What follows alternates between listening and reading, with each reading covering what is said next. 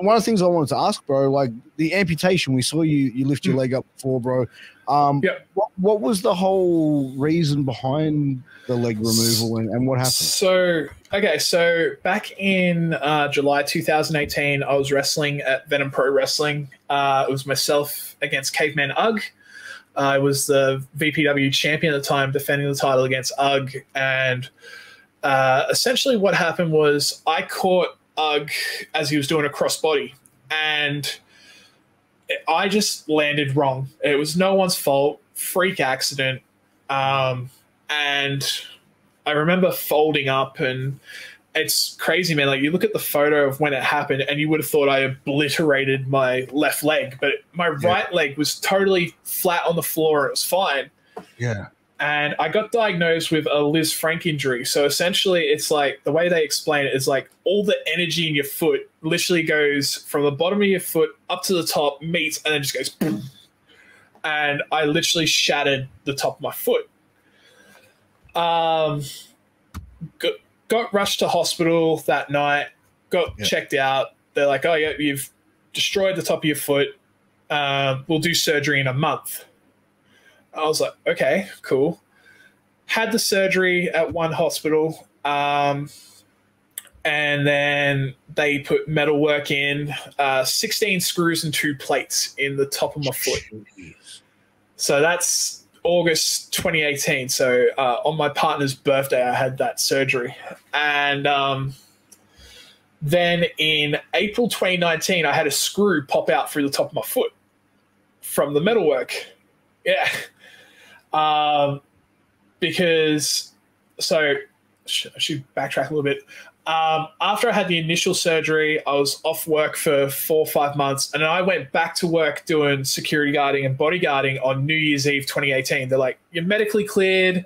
You can go back to training, go back to work, you know, get back into wrestling. I was like, okay, cool. Went about my life like normal. 2019, April 2019, first screw pops. Get that removed. They're like, oh, it happens. You know, it's rare that a metalwork pops out, but it's all good. Started wrestling again. I wrestled in Suplex in July 2019. I did Supernova in Brisbane 2019. So like getting back into the things, you know, wrestling and everything else. And then November 2019, I had a second screw pop out. And I went to a different hospital this time, and they had my surgeon removed the screw, and she's like, I want to have a proper look at this if that's cool. I'm like, yeah, for sure. She comes back after the surgery. She's like, so the entire front of your right foot is not even attached. I'm like, I'm sorry, what? And she's like, I don't know how you're not in excruciating pain or walking. And I also used to have like this bulge on the archway of my right foot. And I brought this up with the original hospital. I was like, hey, I've got this swelling. This doesn't feel right. They're like, no, it's just swelling. It's fine. Don't worry about it. Yeah. It wasn't until the second screw pop that she's like, your front half of your foot's not attached, and the top of your foot has moved into the archway and locked itself and healed in the wrong spot. Oh. And I was like, oh, okay. So she's like, you need to have a full foot reconstruction. Like, there's nothing, like, we need to fix this. So I was scheduled to have full foot reconstruction in March of 2020, but then obviously COVID came in and the world shut down. So my surgery got moved back to October 2020. And I had a full foot reconstruction on the right foot, and I got put in a leg halo which had 14 spikes going into my leg from my knee down to my right foot. And they, you know, seemed like the surgery was successful. Everything was fine. And then in March 2021, I had the halo removed, and they had to get specially made steel rods to get put into my foot because they didn't make them big enough in Australia. So I literally had to have these 3 metal rods imported from Europe. And they're like, we're going to essentially build like a scaffold around your foot. And this will strengthen it, keep it all safe, and everything should be sweet. And then I was placed in what's called a crow boot, which is like a modified moon boot essentially with a massive heel on it, and looked like something that I'd borrow from Gene Simmons. And was walking on it, working, everything was sweet. And then Christmas 2021, I got the all clear to go to full weight bearing, wearing medical shoes, like your life's back, you're all good, you've done it. 2 weeks later, I developed a pressure sore on the base of my foot, and we treated it. Everything was fine. Yeah. And then January 2022, same spot, pressure sore came back, treated it. Everything seemed fine. We did swabs, we did tests. Seemed like everything was sweet. Then February 8th, 2022, I'm sitting in the lounge room with my partner, we're watching TV, and all of a sudden my foot just goes, and it locked into place and then just swelled up, like literally ballooned. And I was in agony. Like I literally felt like my foot was on fire. And like I've got a stupidly high pain threshold, but this hurt. Finally get an ambulance, get to the hospital the next morning, and they start doing tests, and they're like, oh, we're going to have to do a flush out. You'll have to have surgery. We'll see what the hell's going on. So between February 8th and February 27th, I had 5 separate surgeries on my right foot to flush it and drain it. And they found during that time that I had 4 different types of staph infection in my foot. So I had golden staph, group B strep. I had 2 other types of staph infections in my foot.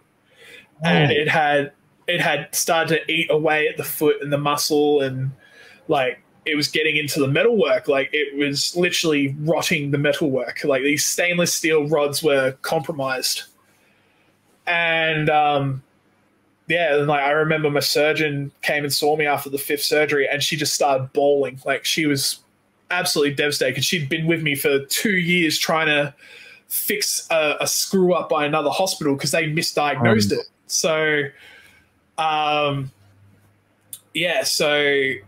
she's like, I just said, it's okay, I understand. She's like, I'm so sorry. Like she's like, when do you want to do it? I said, when can we, I knew where we were going, and I always knew the possibility of an amputation was there. And she's like, I want to give you as much time as possible. And I said, all right. She's like, how about in a week? I'm like, okay, cool. So March 7th, 2022, had the right knee below amputation. Man. So yeah, dude. So it was crazy. But at the same time, man, like after that surgery, after I woke up from the amputation, I felt so at peace and so free. It was weird, man. It was like all the pain and the sickness and everything was just gone. Wow. So like it was the right call, but it was a very tough decision for my surgeons because they had fought so hard to fix this. And, several weeks prior, they're like, you're all good. We're discharging you. You're done. You've done it. You've had a full foot reconstruction. You've got your life back. Everything's sweet. And then they reckon it was just laying in there dormant. It was hiding, and they didn't know. So yeah, man. But had the amputation on March 7th. Spent a week up on the ward. Got moved to rehab, and they're like, "Oh, you'll probably be here for 1 to 2 months." And I said, "I'll be out in 3 weeks." They're like, "What?" I'm like, "Yeah, no, I'll smash this out." Did rehab. Got out and rehab in 3 weeks. Yeah, man. Left the hospital on March 23rd. So not even a month later, I was already back home. And then I started physio and rehab in June. So yeah, I had 2 months to like settle in and adjust to everything, and then I started rehab. And then started rehab in June last year. Got my training leg in August of last year.